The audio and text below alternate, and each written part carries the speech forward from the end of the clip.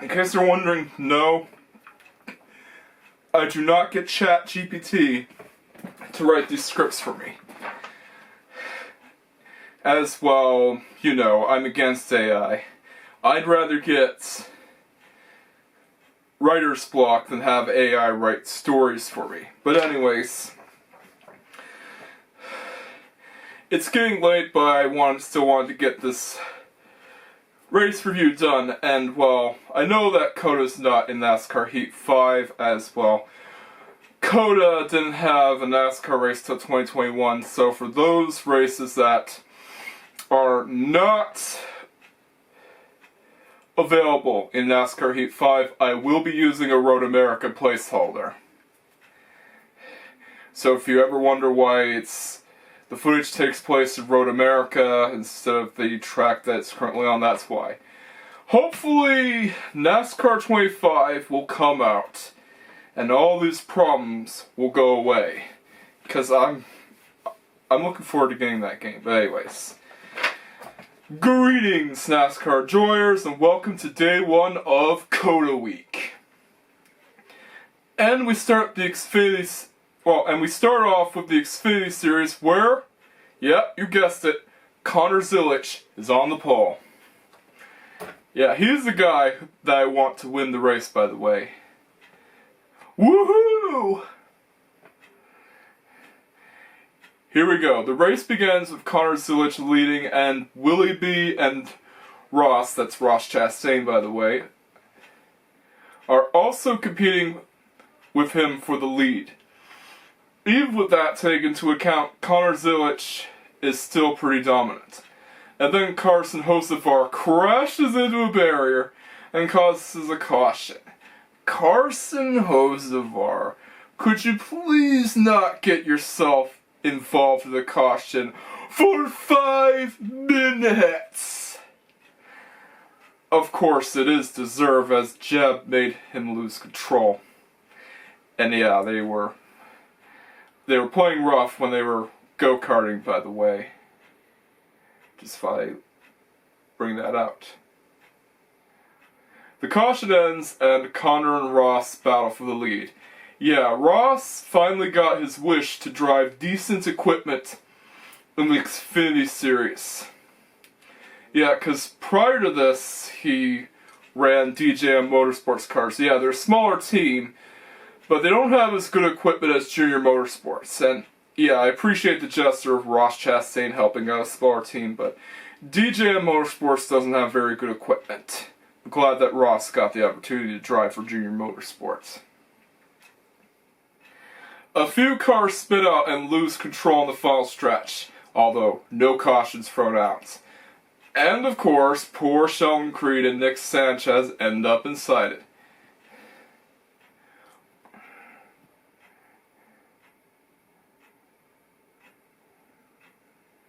Well, actually, the caution did get thrown out.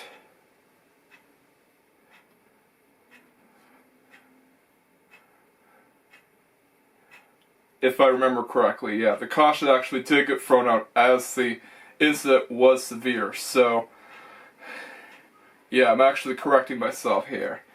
Even a caution can't slow down Connor Zilisch, as he kept hanging on to his lead until he decided to pit.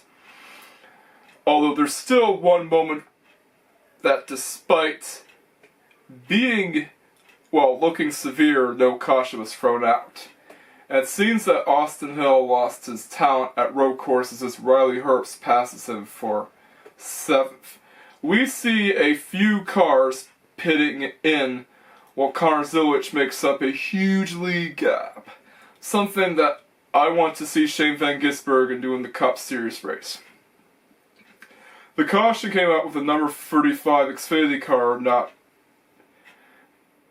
well, number 35 Xfinity Series car is not actually sponsored by Xfinity. It's the number 35 Xfinity Series car driven by someone who I can't remember the name of.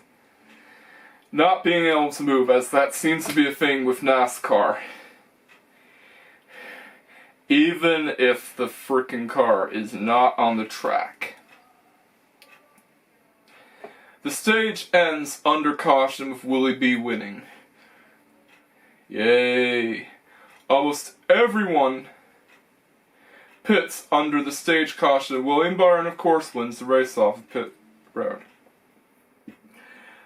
Connor gets the penalty for making it to pit road a little too soon. The stage caution ends and Taylor Gray and Jesse Love are in the top row. Both drivers get a Riley Herbst jump scare as he ends up in their rear view. Even Jesse, who just got past Taylor Gray, isn't safe from him. The highlight is seeing Connor Zilisch being able to move from 32nd to 16th. Dean Thompson spins out and no caution flag is thrown. Yeah, that's the moment where NASCAR decided not to throw the caution, although they throw out the caution for Nick Sanchez and others spinning out, but they didn't throw a caution for that car spinning out. Yeah, really consistent here in NASCAR. But I still like NASCAR regardless, that they have issues with their officiating.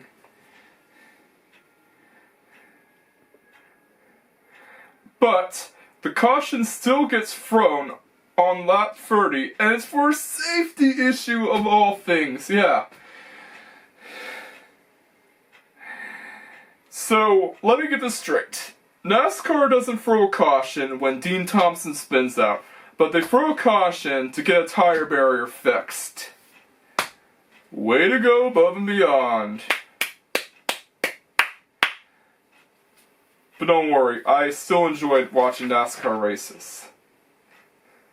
It's just that their officiating unfortunately sucks, and there's sadly no way around it.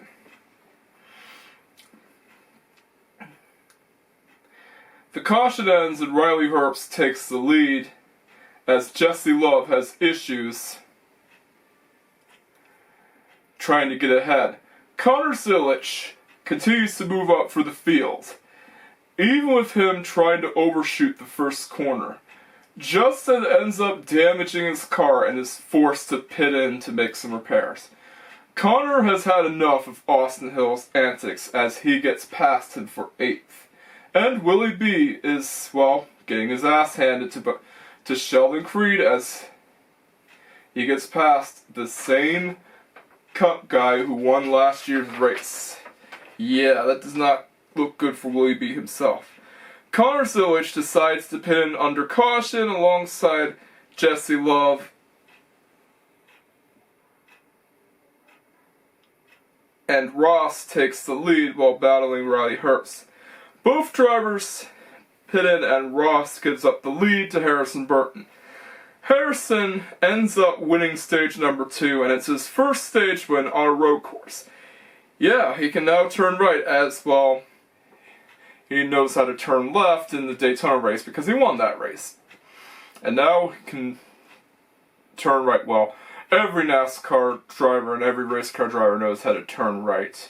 It's just that the joke of NASCAR drivers not turning right was always stupid. Even in NASCAR's early days, where Bill Elliott won a race at Riverside International Raceway, an old road course, not to be confused with Riverside International Speedway, which is a local short track. And that track was torn down years ago because the California state wanted that space for land development. Hooray! How many times have we seen this story before? Because we've seen it a lot. Especially with Auto Club having a lot stripped out of it and being reduced to a frickin' short track.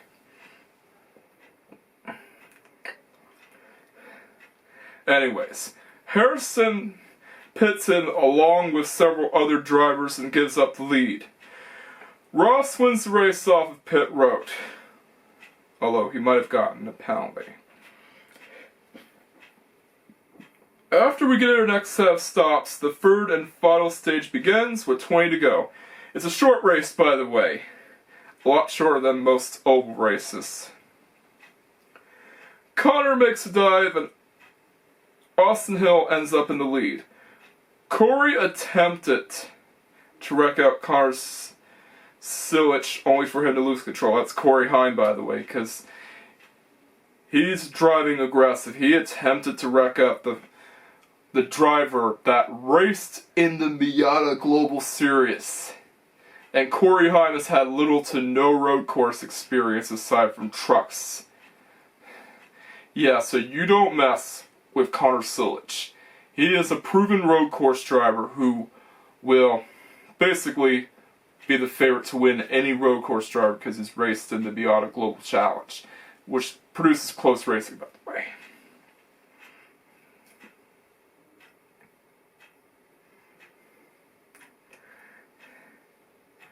Just goes to show how resilient Connor Zilisch is.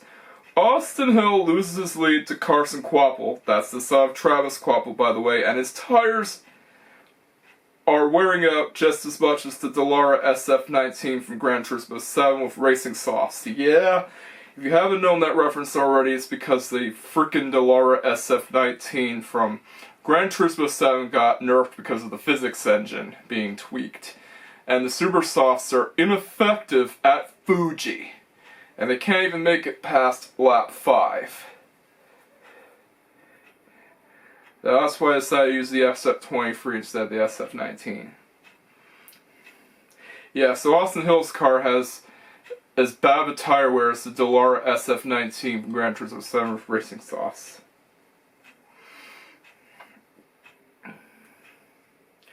We see two JR Motorsports rookies battling for the lead while Harrison loses power as he starts to have tray issues. Again, no caution is thrown, even though Harrison Burton is actually a hazard to the track because his car is running slow, but NASCAR decided to not throw the caution yet. They threw a caution when several drivers spun out on a corner where there's no hazards. Well, where there's no hazardous obstacles to go through. And the drivers could easily slow down and get through that corner without damaging their cars. Yeah. NASCAR might want to check on their officiating again.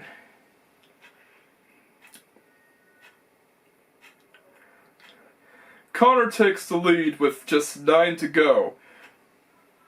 Even with him locking up the brakes, the two teammates race each other for the lead, and the son of the Truck Series owner even attempts to pressure him, only for Connor to get away. Carson Kvapil starts having tire issues and is forced to pit in with 5 to go, which is bad for his dad. So much for that birthday gift. Yeah, no, it's sad for Travis. Oh well. We got to see Connor Zilisch win, and that's all that matters to me. I want to see Connor Zilisch win, and yeah, you're going to see why we just got that. With no one else to worry about, all Connor has to do is win the race. Meanwhile, Austin battles Sam Mayer yet again. But this time, it's for third, and we get to have an epic 5th place battle with Eckes and Taylor Gray. Eckes wins the battle for 5th, with Taylor making a mistake. With 1 lap to go, Connor takes the win and beats Willie B, who would have charged ahead of him except for the fact that Connor is just that good. And so we have Connor take his 2nd win of his whole entire career, and he even had a well-deserved wall burnout, because that seems to be a thing with NASCAR drivers. They like to do the whole wall burnout thing. And yeah, it does look cool. Hopefully Shane will do an epic victory tomorrow. This race gets a 9 out of 10. The best part about this race is Connor being able to overcome his biggest obstacle and being able to pull off an absolute miracle. what goes around comes around. Oh, and he's also going to join in with Shane Van Gisbergen tomorrow. So yeah, an epic race with an equally epic victory. And that does it for this race review. Oh, and here's last year's Portland race review if you want to see it. Don't forget to like, comment, subscribe, and hit that notification bell just in case you haven't already done so. But anyways, I'll be signing off and sleeping good tonight. It's good. Catch you guys next time. Peace out.